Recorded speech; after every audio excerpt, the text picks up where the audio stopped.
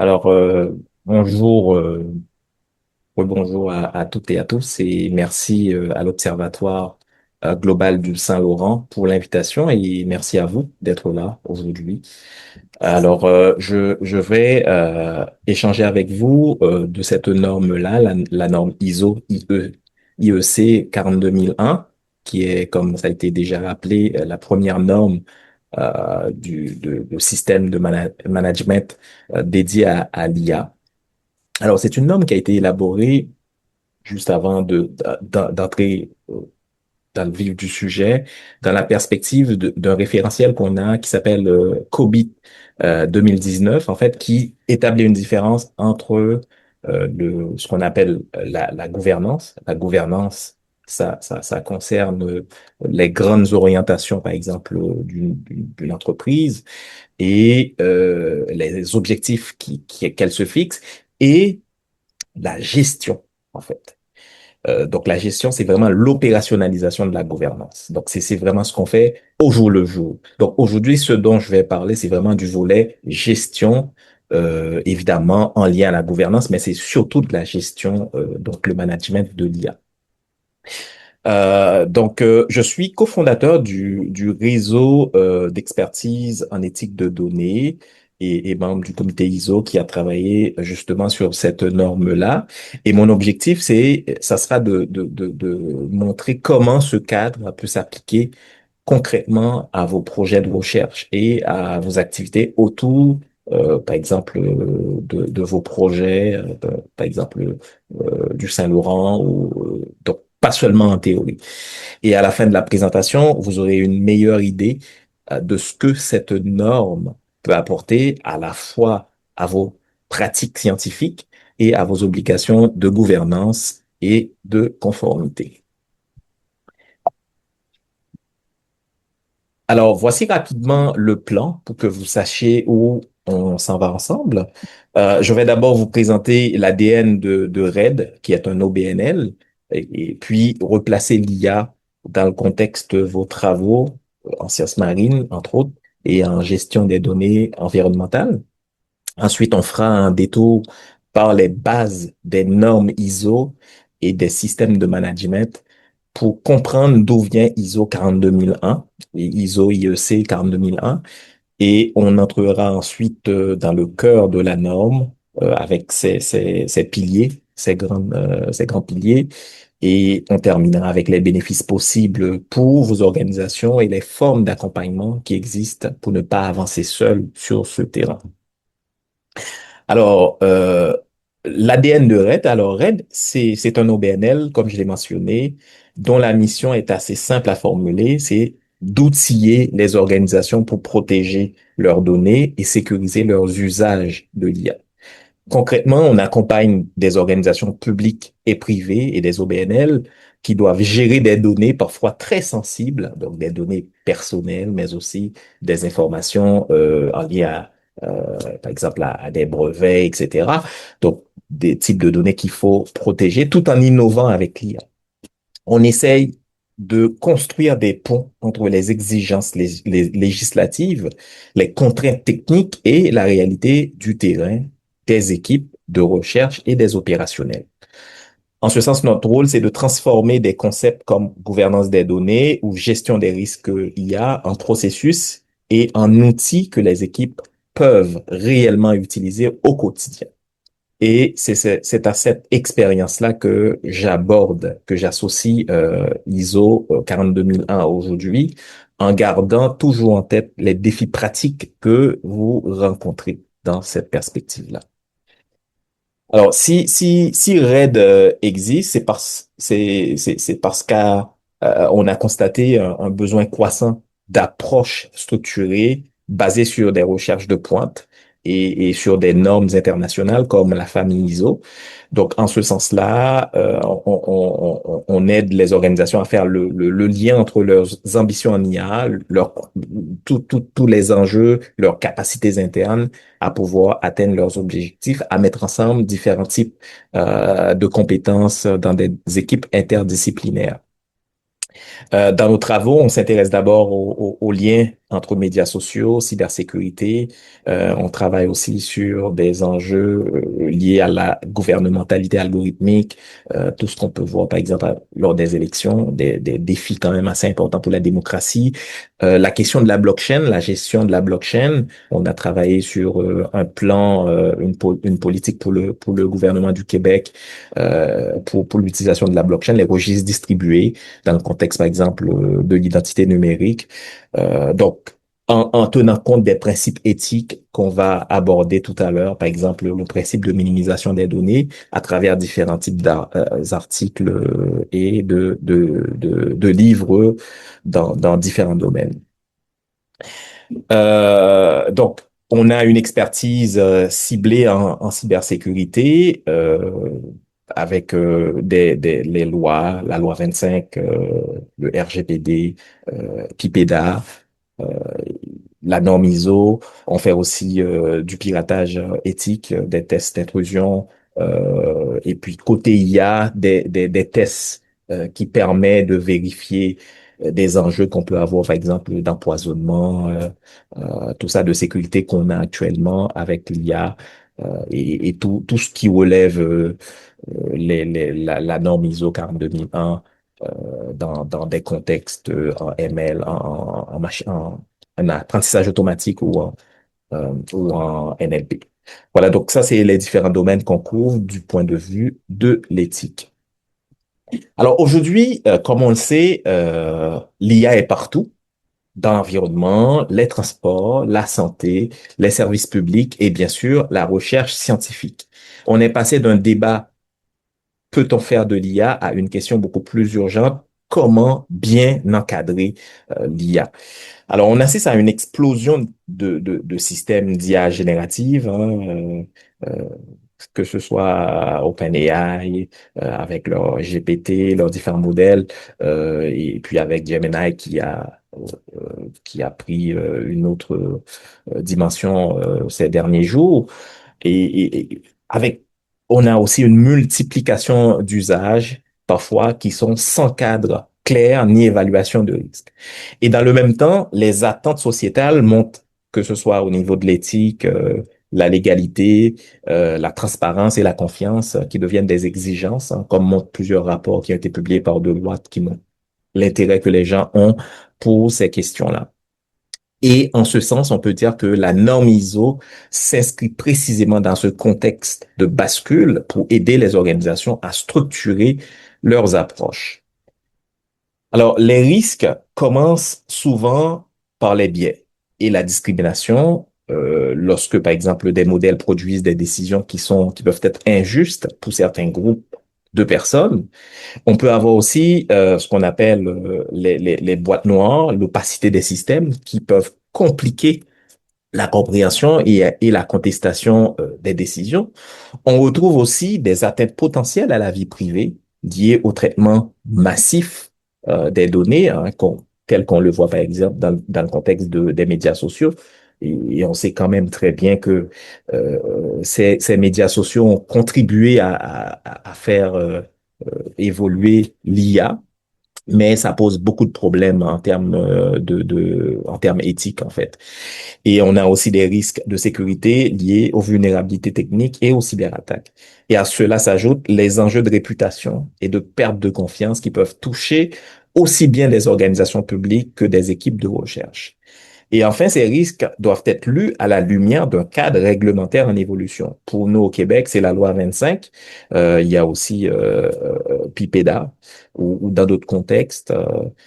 Et on a eu, comme vous savez, d'autres contextes réglementaires comme l'AI Act européen. Donc, tout ça, ces risques doivent être compris à travers le prisme de toutes ces exigences qu'on a de plus en plus à travers le monde. Alors, ISO, qui est une organisation internationale de normalisation, une organisation qui date des années 40, de 1947, et IEC, qui est la Commission électronique internationale, qui date de 1906. Ce sont des organisations internationales qui produisent des normes reconnues partout dans le monde. Une norme ISO fixe des exigences communes pour structurer les pratiques. Donc, ce n'est pas un outil théorique, c'est un langage partagé. Et dans beaucoup d'organisations, ce langage passe par des systèmes de gestion comme ISO 9001 pour la qualité ou ISO 27001 pour la sécurité de l'information qu'on connaît, avec laquelle on est très habitué. Ces systèmes fonctionnent sur un cycle PDCA en anglais. Donc, en français, c'est planifier, déployer, contrôler, améliorer. Donc, c'est ces quatre piliers-là qui visent l'amélioration continue. Eh bien, ISO 42001 reprend cette même logique, mais appliquée spécifiquement à l'IA. Alors, le comité ISO IEC JTC 1 SC42, donc qui a un volet technique là-dedans, est une sous-commission internationale qui est dédiée exclusivement à l'IA. Ce groupe développe un portefeuille complet de normes couvrant les concepts, la gouvernance, les risques et la confiance dans les systèmes d'IA. Donc, il y a une famille de normes en lien à tout ça, en fait, au respect de la vie privée, comment avoir des données de qualité, et la question de la gouvernance, etc. Et le Canada y participe via son comité miroir qui est coordonné par le Conseil canadien des normes, ce qui permet de porter nos réalités locales dans les discussions internationales. Et certaines fois, quand j'en parle, je parle d'un soft power. Si le Canada peut exercer son soft power en IA, c'est uniquement via ces normes-là, ces familles de normes, parce que c'est à travers ces normes-là qu'on dit notre perspective en IA. Donc, comme vous savez, les autres perspectives qui mettent beaucoup d'argent, comme vous le voyez aux États-Unis, c'est très difficile de vous pouvoir compétitionner, mais je crois que c'est vraiment à travers cela qu'on peut vraiment dire notre mot sur l'IA, à travers ce type de normes-là qui tient compte, ces types de normes-là tiennent compte de nos réalités, on va dire nationales ou locales, en fait. Et le Québec joue un rôle assez important dans ce comité, hein, qui est dirigé par il y a plusieurs Québécois qui sont très actifs dans ce comité-là. Et plus de 60 pays sont impliqués et plus de 50 normes en IA sont actuellement en développement ou en révision. Et la norme ISO 42001 est donc une pièce d'un puzzle plus large, mais c'est celle qui parle directement de gestion, qui permet d'opérationnaliser, comme je l'ai dit tout à l'heure, la gouvernance. ISO 42001, c'est une norme de système de gestion de l'IA comme ISO 27001 l'est pour la sécurité ou ISO 9001 pour la qualité. Elle se situe donc au même niveau que ces grandes normes transversales avec lesquelles elle est conçue pour être compatible. Donc, il y a une interopérabilité entre ces normes-là. C'est ça l'intérêt justement qui consiste à devenir ISO. Donc, ça permet de pouvoir d'avoir une brique qui est déjà là et puis on peut en rajouter d'autres. Et à côté, ISO IEC 27701 concerne la protection de la vie privée et ISO IEC 23894 porte sur la gestion des risques spécifiques à l'IA. Et l'idée est que ces standards puissent se combiner. Et donc, ça veut dire on peut gérer la qualité, la sécurité, la vie privée et l'IA dans un ensemble cohérent. Et pour vous, cela ouvre la porte à des audits qui sont intégrés et à terme à des certifications qui couvrent plusieurs dimensions à la fois. L'objectif de la norme est de spécifier les exigences pour établir, mettre en œuvre, maintenir et améliorer un système de gestion de l'IA qu'on appelle un AI Management System. Ce système vise à mieux maîtriser les risques tout en permettant de saisir les opportunités liées à l'IA. Hein. Donc, on sait quand même qu'il y a beaucoup de risques qui sont associés à l'IA, que ce soit par exemple des risques économiques, hein, quand il y a des sanctions, des risques réputationnels, hein, quand par exemple la réputation d'une organisation est en jeu, des risques de sécurité. Donc, il y a différents types de risques que cette norme-là permet d'anticiper. Hein, de les cartographier. C'est important de cartographier les risques. Et cette norme-là permet aussi non seulement de faire ce qu'on appelle l'identification des risques. En fait, il y a trois moments. Il y a identifier, il faut aussi évaluer les risques et ensuite, il faut les traiter. Mais aussi, il faut évaluer, il faut penser à leurs impacts. Donc ça, c'est vraiment un autre aspect aussi que cette norme-là nous porte à faire. Donc, évaluer les impacts sur les individus, sur les groupes d'individus et sur la société. Et donc, et pareil, il faut identifier les impacts, il faut les évaluer, il faut les traiter. Donc, il faut apporter des solutions quand on les identifie. Et la norme insiste sur des principes comme la responsabilité, la transparence, la traçabilité et une gouvernance qui est claire. Elle ne vous dit pas quel modèle utiliser, mais comment encadrer de manière structurée tout ce qui touche à l'IA dans votre organisation. Donc, en ce sens, c'est un cadre pour piloter l'IA au même titre que vous pilotez déjà la qualité ou la sécurité. ISO 42001 s'adresse à toute organisation qui développe, déploie ou utilise des systèmes d'IA, quel que soit son secteur. Elle est pertinente pour le secteur public, le secteur privé et les organisations sans but lucratif. La norme est conçue pour être modulable, ce qui permet à des petites structures, des laboratoires ou les grandes organisations de l'adapter à leur réalité. Par exemple, dans la norme ISO, cette norme-là, il y a plusieurs annexes. Par exemple, l'annexe A, vous allez voir plusieurs listes de contrôle. Alors, certaines fois, il y a des listes qui peuvent correspondre davantage à une organisation, d'autres pas.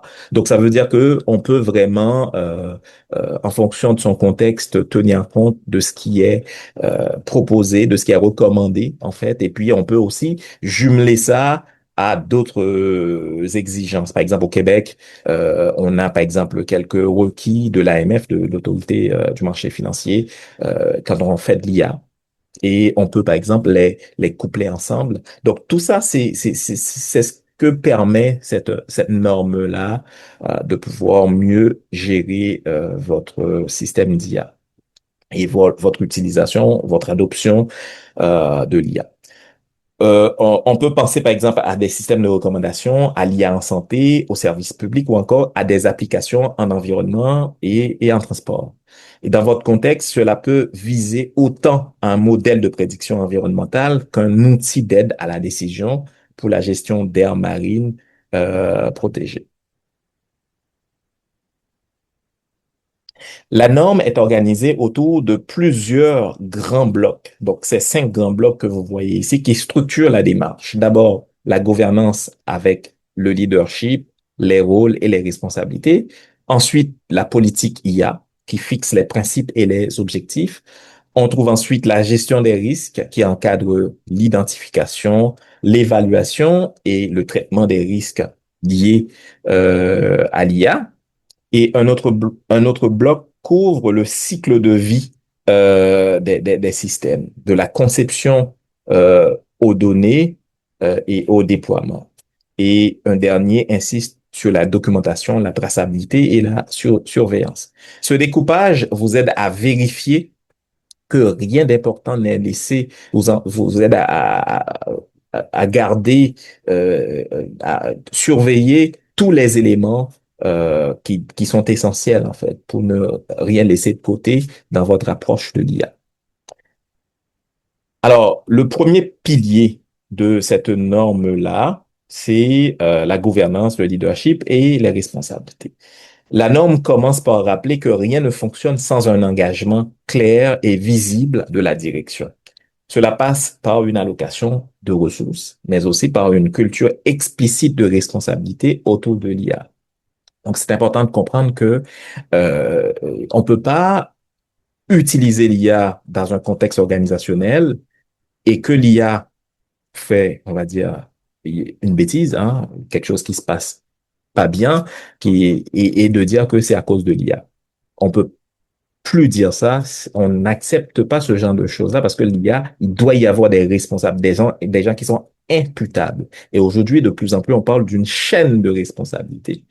Donc, ça veut dire que dans la chaîne de responsabilité, le cycle de vie de l'IA, eh bien, ça peut être lié à la conception, de moins en moins, mais ça peut être lié à ça, en fait. Mais ça peut être lié aussi à ceux qui ont entraîné le modèle.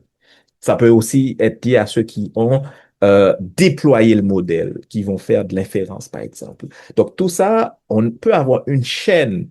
Et donc, ça prend, par exemple, c'est important de mettre en place, et c'est ce que rappelle la norme, d'avoir un comité IA, d'avoir des responsables. Évidemment, comme je le dis, c'est en fonction de l'ampleur, de l'envergure de l'organisation. On peut avoir de façon granulaire tous ces éléments-là, donc des responsables de modèles, des responsables de données, des responsables ou un responsable de la protection des renseignements personnels. Donc, on peut avoir tous ces éléments-là. Tout ça permet de responsabiliser, de savoir qui s'occupe de quoi. L'idée est de développer une véritable culture de l'IA responsable via la formation, la sensibilisation et l'intégration de l'éthique dans les processus. Et sans ce socle de gouvernance et une clarification des imputabilités à chaque niveau, le reste de la démarche risque de rester sur papier. Donc, c'est vraiment important en amont de se dire qui s'occupe de quoi, qui est imputable de quoi, et on clarifie qu'est-ce que c'est. Donc, ça permet justement, comme on va voir plus loin, de renforcer cette notion de la confiance, en fait. La norme vous invite, c'est le deuxième pilier, à élaborer une politique IA qui soit cohérente avec votre mission, vos valeurs et vos priorités stratégiques. Cette politique doit traduire des objectifs concrets, des principes éthiques et des critères d'acceptation des systèmes d'IA. Elle n'est pas isolée parce que cette politique IA doit s'articuler avec les politiques existantes en sécurité de l'information, protection des renseignements personnels, la qualité ou l'innovation. L'idée avec ça, c'est d'éviter toute forme de contradiction interne. Donc, c'est important. Si la politique IA, par exemple, par exemple, vous êtes conforme à la loi 25, vous avez une politique de gouvernance en lien à la loi 25. Par exemple, la loi 25, je prends cet exemple pour être plus concret, la loi 25 exige, c'est d'ailleurs une caractéristique de la loi 25 au Québec, exige qu'on applique le principe de nécessité, ce qu'on appelle le principe de minimisation des données. Donc, qu'on collecte le strict nécessaire. Hein. Or, on sait que quand on fait de l'IA, ben, l'IA est gourmande hein, en termes de données. Comme vous savez, il y a un principe à la SV, à la Silicon Valley, qui consiste à dire on collecte tout, on sait jamais, en fait. Mais en fait, avec la loi 25, on peut pas dire ça. Et si on a une politique IA qui s'adosse qui est en lien à la loi 25, ben, on peut pas dire qu'on va tout collecter parce que c'est de l'IA. Il faut respecter quand il s'agit, par exemple, protection des données personnelles, ben, il faut respecter le principe de minimisation, donc c'est-à-dire se limiter au strict nécessaire. Donc, voilà une façon concrète d'être cohérent. Et donc, cette norme ISO pour la gestion de l'IA nous invite à éviter ce genre de contradiction-là, en fait. Donc, cette cohérence facilite aussi la communication avec vos partenaires et vos bailleurs, en quelque sorte. ISO 42001 demande de mettre en place une gestion des risques. Et là, on est dans le troisième pilier, troisième bloc hein, de cette norme-là, euh, de mettre en place une gestion des risques spécifiques à l'IA, au-delà des approches générales déjà en place. Cela commence par une analyse qui couvre les biais, la sécurité, la vie privée, les impacts sociétaux et la fiabilité des systèmes. Et la norme insiste sur la cartographie et l'inventaire exhaustif des systèmes d'IA pour savoir réellement ce qui est en jeu dans votre organisation. Et elle propose ensuite une logique de matrice de criticité pour prioriser les efforts selon l'impact et la probabilité en cohérence avec d'autres normes, une norme ISO comme 23894. Et cette norme-là, en fait, on peut quand en contexte, par exemple, dans le contexte québécois, on a le FVP, l'évaluation des facteurs liés à la vie privée, qui exige aussi de cartographier quand on gère des données personnelles, par exemple, avant de faire, c'est une exigence de la loi 25, avant d'utiliser des données personnelles en lien à l'IA, eh bien, euh, la loi 25 exige de faire une évaluation des facteurs liés à la vie privée. Donc, il faut cartographier les risques, tous les risques possibles et imaginables, hein, anticiper tous les risques. Donc, il ne faut pas être devant le fait accompli, il faut anticiper. Ensuite, quand on cartographie tous les risques, eh bien, il faut prendre les mesures que cela exige pour. C'est pas toujours facile les supprimer ou les minimiser, en fait. Évidemment, il peut y avoir ce qu'on appelle des risques résiduels selon le FVP. Donc, on comprend que cette norme-là permet d'appliquer, d'opérationnaliser la loi 25. Hein. Comme on dit souvent, les lois disent quoi faire, les normes, comme la norme ISO que je suis en train de présenter, dit comment les appliquer, en fait. Donc, c'est vraiment l'intérêt justement de cette norme-là. Donc, il peut y avoir une belle euh, relation entre la loi et les normes, en fait. Voilà. Et dans un contexte comme le vôtre, cela permet de distinguer les systèmes ayant un effet direct sur des décisions de conservation de ceux qui sont plutôt exploratoires. Donc, vous pouvez, à travers le travail que vous allez faire de cartographie, bien comprendre, avoir une idée assez précise de ce qui peut arriver et prendre les mesures qui s'imposent pour pouvoir mieux protéger les personnes. Un quatrième pilier mentionné dans cette norme-là, c'est le cycle de vie des systèmes d'IA. La norme structure la gestion de l'IA autour de ce cycle de vie complet. Là, on parle de la conception. En fait, on peut même dire, on peut partir même de l'idée d'intégrer de l'IA, d'adopter l'IA. Hein. Donc, on est tout au début jusqu'à et c'est là où on clarifie les besoins, les impacts, puis de la collecte ou la qualité des données.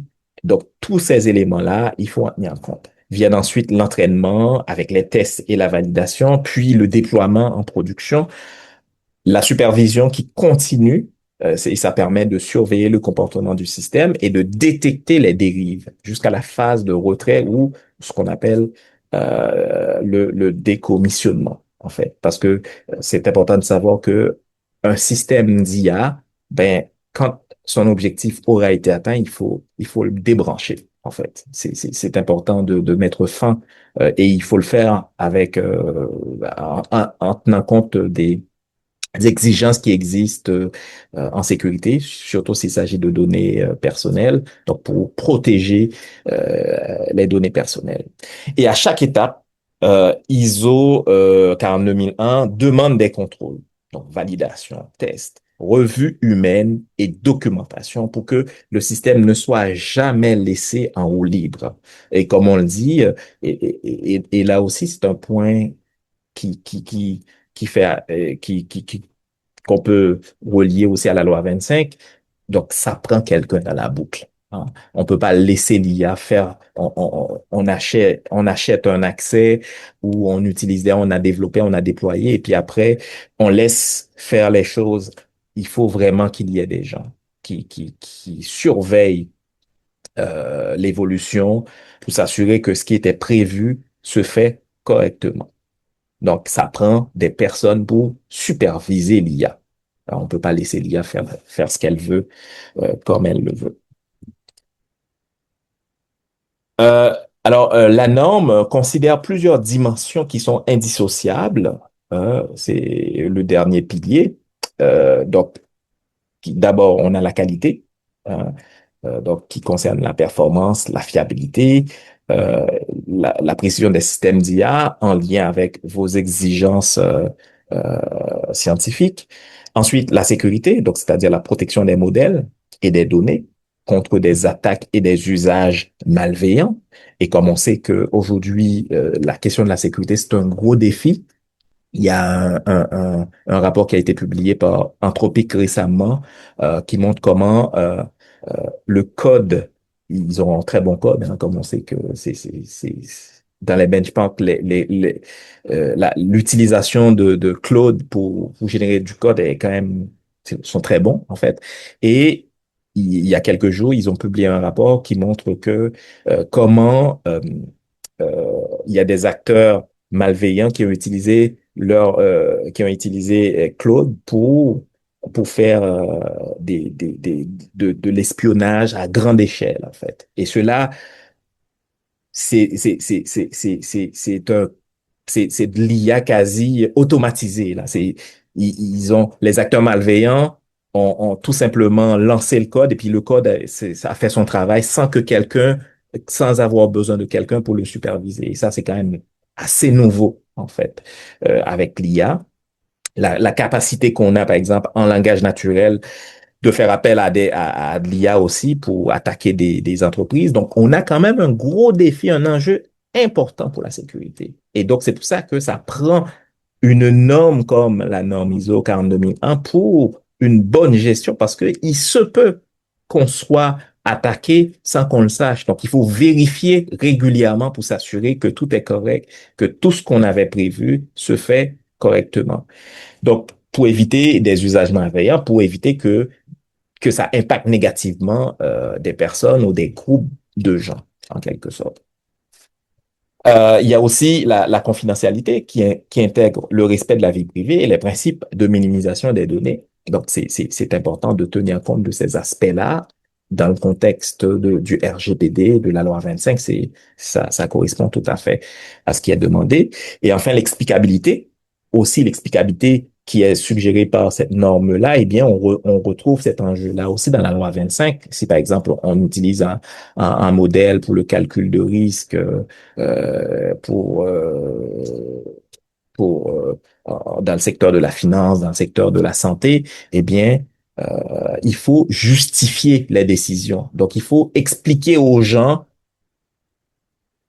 qu'est-ce qui s'est passé, quels sont les paramètres utilisés et donc justifier les décisions et les recommandations ou les recommandations produites par l'IA, ce qui est essentiel pour la reddition de comptes. Donc, c'est une recommandation de cette norme-là et puis ça correspond totalement à ce qui est demandé par exemple par la loi 25. Évidemment, la loi 25 ne dit pas énormément de choses sur les systèmes automatisés, dont l'IA, mais c'est un point qu'on retrouve là-dedans, la question d'explicabilité. Donc, en ce sens, on comprend que la norme ISO 42001, eh bien, il y a un lien avec la loi 25, comme je n'ai eu de cesse de le mentionner. Donc, pour les organisations québécoises, c'est une norme qui peut devenir un support très concret pour répondre aux exigences de la loi 25. Elle vous aide à structurer, et comme vous savez, la loi 25, au Canada, c'est la loi la plus avancée. Donc, en fait, comme on dit, qui peut le plus, peut le moins. Donc, si vous l'adoptez, eh bien, ça veut dire que vous êtes quand même en termes de respect, en termes de protection des données personnelles, eh bien, vous êtes quand même, vous avez une belle avance, en fait, mais quel que soit la province, en quelque sorte. Donc, cette norme-là, qui correspond, qui permet d'accomplir, d'atteindre les objectifs, les requis de la loi 25, vous aide à structurer l'inventaire, par exemple, des renseignements personnels et des systèmes d'IA qui les traitent. Donc, c'est ce qui est demandé, par exemple, la loi 25. C'est une exigence il faut savoir quelles sont les données, inventorier les données, mais aussi le flux, hein, quelle est, comme cartographier les données, donc voir elles passent de quel type de système à quel autre type de système, qu'est-ce qu'on en fait, etc. Donc, il y a vraiment un bon maillage qu'on peut établir entre les deux. Et cette norme-là s'articule avec la notion que j'ai mentionnée tout à l'heure, l'évaluation des facteurs liés à la vie privée, qui est une exigence. Et ça, ici, c'est une recommandation, mais dans la loi 25, c'est une exigence, hein. C'est ça la différence. La norme ISO, c'est une recommandation, c'est une bonne pratique. La loi 25, c'est une exigence, donc comme PIPEDA, comme le RGPD. Donc ça, c'est des exigences. Ici, on est vraiment dans les recommandations. Donc, cette norme-là offre un cadre de gestion des risques bien défini. Donc, ça permet vraiment d'appliquer plus facilement les législations sur les protections, sur la protection des renseignements personnels. On a aussi des notions comme la transparence, l'information claire aux personnes concernées et la notification en cas d'incident qui trouvent leur place dans ce système de gestion de management. En pratique, ISO 42001 permet d'organiser la conformité loi 25. Donc, que ce soit au niveau des processus, des rôles, la documentation, les preuves de diligence. Donc, tout ça, la loi, l'ISO qu'on retrouve dans la loi 25, eh bien, ISO 42001 permet de les opérationnaliser. Alors, si on prend un exemple, un institut de recherche qui déploie plusieurs systèmes d'IA, qui veut se lancer, qui veut adopter l'IA, eh bien, les 3 premiers mois, ça pourrait être de mettre en place la gouvernance, hein. Donc, tout ce qui est le comité IA, dont parle la norme ISO, la désignation de responsables pour les modèles et les données. Donc, différents types de modèles, évidemment, comme je l'ai dit, c'est granulaire. En fonction de la dimension de l'entreprise, de l'organisation, on peut avoir un responsable pour tout ça, mais comme on sait, quand c'est des petites organisations, il y a toujours une personne qui s'en charge en quelque sorte. Mais quand on est plus importante, eh bien, on peut faire appel, on peut vraiment avoir une personne pour chacun, pour chaque partie, hein, pour les données, pour les modèles, pour le volet, les différents types de volets que j'ai mentionnés euh, plus haut.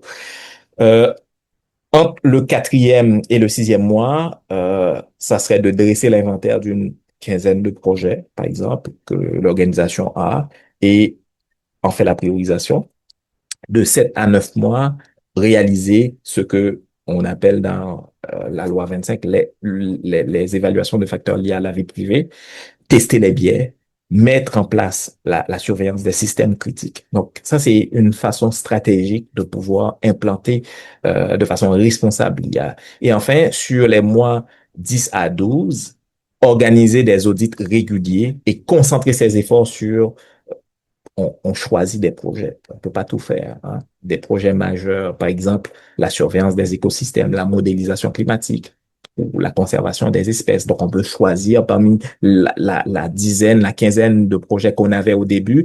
Eh bien, on s'est rendu compte que on va aller avec 1 ou 3 projets et puis là, on va rester là-dedans. Donc, c'est important de ne pas commencer à faire plein de projets en même temps, mais c'est mieux de commencer et puis par itération, on met tout ça en place, en fait. Donc ça, c'est vraiment la stratégie qui est vraiment pertinente. Ça permet de mieux d'expérimenter, de voir qu'est-ce qui marche bien et de pouvoir mieux opérationnaliser ce qu'on a comme objectif. Et les comités, les personnes responsables vont avoir de l'expérience à travers les différentes façons, les différents processus qui sont en train d'être mis en place. Alors, pour l'organisation, les bénéfices sont d'abord une réduction des risques juridiques et réputationnels liés à l'IA. Les risques peuvent être vraiment d'envergure. Vous avez peut-être entendu parler d'un gouvernement dans un pays nordique qui avait fait appel à l'IA. Et puis, le gouvernement a dû donner sa démission en bloc parce que l'IA commençait à qualifier des gens de voleurs, alors que c'est une erreur qui a été faite. Et donc, demander à l'agent de payer, de rembourser, alors que en fait, c'était pas les gens qui étaient à l'origine du problème. Et donc, ça commençait à impacter toutes différentes catégories de gens, en fait. Donc, on comprend que l'enjeu réputationnel peut-être vraiment important. Bon, il y a quelque temps, il y avait une entreprise qui avait lancé un agent conversationnel et dès les premiers jours, il y avait des gens qui réorientaient ça et puis qui commençaient à avoir des propos racistes, tout ça. Donc, on comprend que c'est important d'avoir un cadre parce que sinon, ça peut déraper rapidement. Donc, il faut faire ça correctement pour éviter des problèmes, ces enjeux réputationnels. La norme favorise aussi une meilleure coordination avec les équipes TI, juridiques, éthiques et métiers, les différentes professions. Elle facilite la démonstration de conformité, notamment en cas de questions d'un régulateur, d'un comité d'éthique ou d'un partenaire. Donc, si vous faites, par exemple, des projets avec des universités, bien les universités ont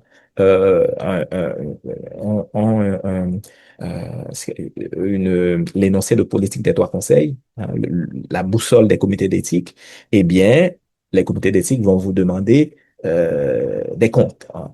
Donc, être conforme à la loi 25, mais c'est déjà une bonne façon.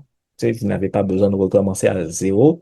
Moi, c'est des choses que je vois souvent dans les comités d'éthique. Quand il faut commencer des projets, et puis là, on fait l'analyse éthique, on voit plein de problèmes. Puis on pose des questions. Il y a quelques jours, on a une grosse entreprise qui voulait faire un projet et puis l'analyse éthique a révélé qu'il y a des problèmes. Donc, je demande des preuves, justement, de diligence. Il n'y en a pas. Donc, ça veut dire que si l'entreprise était ISO, eh bien, ça aurait été plus facile de régler le problème, mais on peut pas faire des projets au sein des cégeps ou des universités si il y a des enjeux problématiques en éthique. Ça serait pas respectueux pour les personnes concernées. Donc, c'est une façon d'anticiper ces risques-là. Et bien, avec cette norme-là, on est capable de, en amont, régler le problème et puis avoir toutes les preuves qui montrent qu'on a fait les choses correctement. Les projets peuvent avancer plus vite, hein, car les enjeux de risque auront été découverts et réglés, hein, mais tout ce qui faire les choses correctement. Et au final, cela se traduit par moins de blocage interne et plus de confiance autour des projets d'IA. Pour les citoyens et les usagers, un système de gestion de l'IA renforce la confiance, la transparence et le respect des lois. Il permet aussi de clarifier les mécanismes de recours, ce qui est important lorsqu'une décision influencée par l'IA a un impact concret sur les personnes. Donc, la loi 25 le propose, hein. Il faut expliquer les gens comment on est arrivé à ce résultat, mais aussi hein, la possibilité les gens ont la possibilité de ne pas être d'accord. Parce qu'il faut comprendre que, par exemple, la loi 25, l'objectif de la loi 25, c'est de donner du pouvoir sur les données. Parce que les données, même si vous les gérez en tant qu'organisation, vous n'êtes pas propriétaire des données. Sachez-le. Vous êtes des gestionnaires de données. Et donc, il faut préciser aux gens qu'est-ce que c'est, euh, comment vous êtes arrivé là, et les gens ont le droit aussi de dire, je ne suis pas d'accord, en fait. Donc, ils ont le pouvoir sur leurs données. Et pour les équipes internes, la norme fournit des repères, une répartition claire des responsabilités et des outils pour mieux travailler ensemble. Et pour la direction, elle offre une vision consolidée de portefeuille de projet IA, ce qui aide à faire des arbitrages fondés. Et elle devient ainsi un outil de pilotage stratégique et pas seulement un cadre de conformité. Et ISO 42001 est aussi conçu pour être compatible avec d'autres référentiels que vous connaissez déjà, hein, que ce soit pour la sécurité, pour la qualité, tout ce que j'ai déjà mentionné. Et puis, il faut savoir aussi que aux États-Unis, il y a un équivalent, c'est NIST qui l'a développé, NIST AI Risk Management Framework pour la gestion des risques IA. Donc concrètement, cela signifie que vous pouvez bâtir un seul système de management qui couvre plusieurs dimensions plutôt que des silos parallèles. Et cette compatibilité ouvre la voie à des audits intégrés et le cas échéant à des certifications combinées hein, avec différents types de normes ISO dans différents pour d'autres aspects. La norme ISO 42001 n'impose pas un Big Bang. On peut l'implanter progressivement sur plusieurs mois. 12 mois, par exemple, au plus si nécessaire. Une première phase, comme on l'a dit, on peut utiliser des phases, des phases de 3 mois avec des objectifs bien spécifiques, comme vous voyez ici. Ça vous permet d'atteindre vos objectifs plus facilement. Et ce type de feuille de route peut être adapté à votre taille et à ce que vous priorisez au sein de l'organisation. Euh, ISO, cette norme aussi permet pour les organisations qui le souhaitent d'aller vers une certification officielle de leur système de management de l'IA. Et une telle certification peut renforcer la confiance interne, la confiance externe, pardon, notamment auprès des partenaires avec lesquels vous travaillez. Et elle offre aussi un avantage compétitif, une différenciation sur sur le marché de la recherche ou des services fondés sur l'IA. Et la norme sert en outre si vous voulez, des références, en fait, qui dit que vous avez fait les choses correctement. Donc, ça peut vous aider. Et donc, avoir la certification, ça peut être très pertinent pour une entreprise. Et donc, en ce sens-là, il y a plusieurs structures au Québec qui accompagnent les entreprises, les organisations à se conformer, à implanter cette norme-là de façon progressive. Et donc, ça peut être très pertinent. On peut le faire tout seul, mais on peut se faire aussi accompagner et ça permet de le faire de façon sur une base rigoureuse et méthodique. Alors, je voudrais terminer en rappelant 3 points simples. Donc, l'IA ne peut pas être déployée sans une gouvernance structurée, surtout lorsqu'elle touche des domaines sensibles comme l'environnement, la santé ou les services publics. Ensuite, la norme ISO offre un cadre concret et éprouvé pour structurer cette gouvernance sans brider l'innovation. Hein, vous avez peut-être vu toute cette polémique-là avec nos amis du Sud qui disaient, quand ils sont allés dans plusieurs projets et des activités en France pour dire l'AI Act, ça empêche l'innovation. C'est faux. Hein. On a vu ça avec DeepSeek, qui montre clairement que c'est faux. Euh, euh, enfin, au Québec, cette norme peut devenir un levier stratégique pour répondre aux exigences de la loi 25 et renforcer la confiance envers vos travaux. Donc, l'enjeu, c'est de transformer une apparente contrainte en opportunité. Et en ce sens, faire de la gouvernance de l'IA un moteur d'innovation responsable. Donc, voilà comment vous pouvez vous positionner dans le domaine de l'IA dans le secteur de la responsabilité, dans la gouvernance responsable. Merci beaucoup. Donc, je suis disponible pour vos questions. Merci, Chalune. C'était vraiment super intéressant. Je pense que ça nous fait vraiment, ça pose vraiment les bases, puis ça nous montre tout ce qu'on est capable de faire avec cette norme-là. On a reçu quelques questions dans le clavardage. Je vais les lire à moins que Denis veuille les poser directement. Non. Bon, je vais les lire. La première question, c'était de demander si la loi 25 ou si d'autres lois au Canada ou même ailleurs dans le monde pourraient éventuellement exiger qu'une organisation, qu'une entreprise possède la certification ISO IEC 42001. Non, la loi 25 ne demande pas ça. Cependant, dans mon expérience, dans ce que je vois, ça aide quand on est, surtout quand on travaille avec des données personnelles, ça aide à savoir concrètement par où commencer, parce que c'est tout le défi qu'ont beaucoup d'entreprises, de savoir par où commencer. Donc, ça aide à avoir une vision claire et puis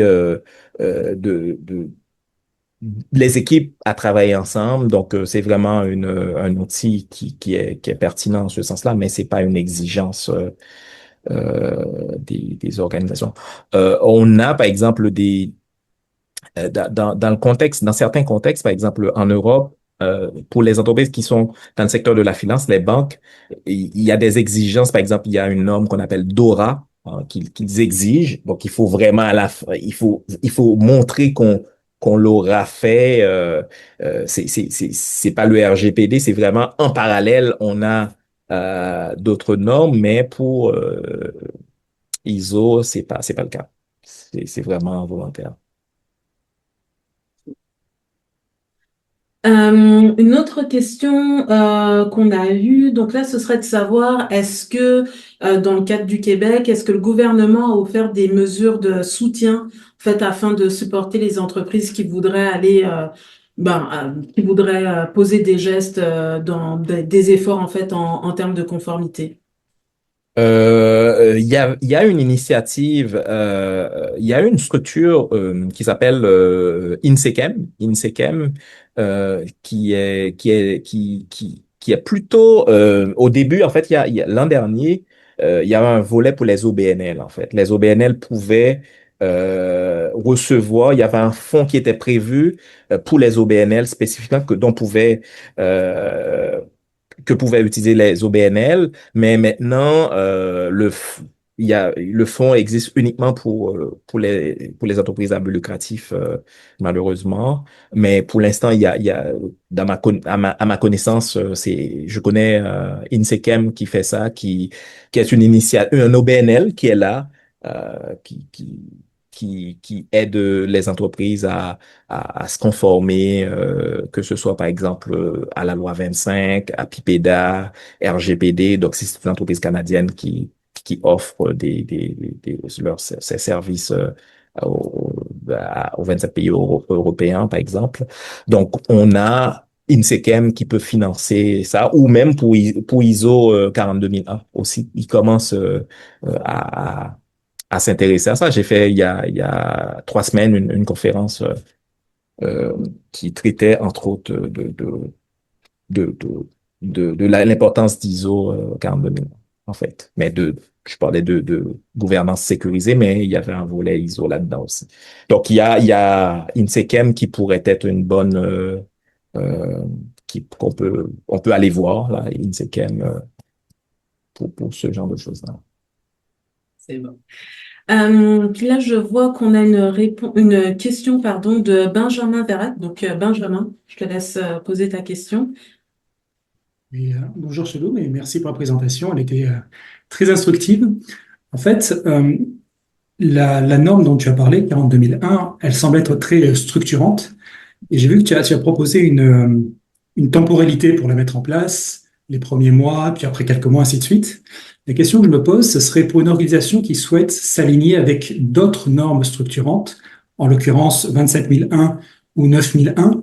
Est-ce que tu aurais des conseils de priorisation l'une par rapport à l'autre? Est-ce que c'est de concert qu'on doit les envisager ou est-ce qu'il vaut mieux en commencer par l'une avant de s'aligner vers l'autre? Ben, il y a des liens ben, il y a un volet sécurité et respect de la vie privée qu'on peut retrouver dans ISO 27001, mais ça dépend de, par exemple, ça dépend de l'entreprise. Si c'est une entreprise qui a des enjeux de sécurité et qui a besoin peut-être de faire des tests, etc., peut-être que ça va être plus... Je pense que ça va dépendre vraiment de la priorité, en fait. Parce que si c'est des enjeux de sécurité, peut-être qu'il faudrait considérer la sécurité dans un sens beaucoup plus large. Il y a par exemple euh, euh, Clusif, qui est une association qui a lancé un modèle pour la sécurité de l'IA, dédié à l'IA. Donc, on peut rattacher à ISO 27001. Donc, si l'entreprise ou l'organisation a déjà des enjeux de sécurité, peut-être que ça serait pertinent de considérer cela, mais on peut faire des combos, effectivement, si jamais, combiner les deux, si jamais l'entreprise a tu sais, à une certaine envergure, il y a plusieurs comités, etc. Donc oui, il y a des entreprises qui font ça en même temps, mais je pense que ça dépend de l'envergure de l'entreprise. Si c'est une petite entreprise, c'est peut-être mieux de commencer là où il y a la priorité. Par exemple, si vous avez déjà des enjeux de sécurité, peut-être que c'est mieux de commencer avec ISO 27001. Évidemment, si c'est au Québec, moi je dirais avant tout, c'est la loi 25. Si jamais c'est au Québec, on commence avec la loi 25 parce que c'est vraiment le point de départ. Parce que ce qui est important aussi dans ce que j'ai montré, c'est que ISO 42001 doit s'adosser sur ce qui est demandé par la loi 25. Et donc, par exemple, quand on va créer la politique et pour l'IA, eh bien, il faut tenir compte de ce qu'on a déjà dans la loi 25 ou PIPEDA ou RGPD, en fait. Donc, par ordre d'importance, si c'est les lois, on commence par les lois. Ensuite, on poursuit avec les différentes normes, disons, en fait. Merci. C'est ça. Merci largement. Là, je vois l'heure avancer, donc je vais juste prendre une dernière question. Donc, une personne qui nous demandait si avec le RID, vous faisiez aussi des audits concernant la norme 42001. Oui, oui, oui. On accompagne les entreprises qui ont besoin. Je peux mettre, vous pouvez contacter, ils peuvent vous contacter si jamais ils veulent une consultation. Tu sais, on peut échanger pour voir leurs besoins sans problème, gratuitement pour vérifier qu'est-ce qu'ils ont et puis les conduire vers ce qui existe dans l'écosystème pour la suite. Très bien. Eh bien, une fois de plus, merci Chaloum pour la présentation. Donc, on rappelle, la présentation a été enregistrée, donc elle sera disponible dans les prochains jours sur notre chaîne YouTube. Donc, si jamais vous voulez revisiter la présentation ou aller confirmer certaines informations, on vous invite à aller la consulter. Puis, n'hésitez pas non plus à nous contacter ou à contacter directement Chaloum pour plus d'informations sur la gestion responsable de l'intelligence artificielle dans vos organisations. Merci beaucoup. Merci, au revoir.